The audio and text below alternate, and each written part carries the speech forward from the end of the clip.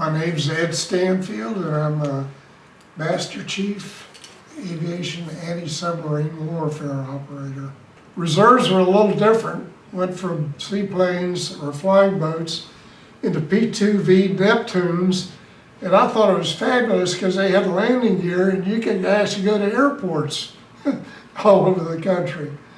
And then flew in those for 10 years, and then when we formed to become VP-68, we really had it great because we got into P3s and they were air conditioned and pressurized. And what a treat. Man, great, super. Thought it couldn't get any better than that.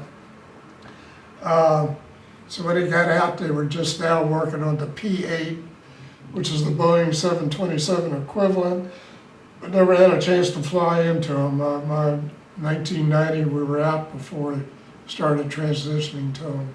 P2s seem to be a little safer, and P3s are a lot safer. And the safety motif really picked up. Actually made safety departments in each squadron and standardization rides, and that helped a lot. The P3, of course, much faster. You know, it cruised at maybe 250, 275 knots, as opposed to the 100 and be about 130 knots in seaplanes. And seaplanes, you never got too high.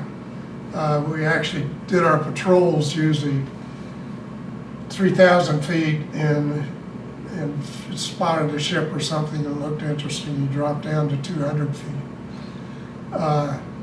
But in P2s, they were not pressurized, so we're still limited up to maybe 12,000 feet at most. Pilots did have portable oxygen they could go on. But we got into P3s and they were pressurized, so we could go on up to 18,000, 22,000 feet, get above a lot of the weather. And of course with the air conditioning, that was superb. Those low-level flights in seaplanes, you were sweaty and hot all the time, especially out over the Pacific, South Pacific. Of the reserve squadron, VP squadrons at the time, there were 13 when I went in. And after the Cold War ended, they started decommissioning them, or the term was disestablishing them, and they ended up with only 2. So there's only 2 reserve VP squadrons left out there, one in Whidbey Island in the state of Washington, and one in Jacksonville, Florida. So the reserves are still there, but not in nearly the volume we had at the time.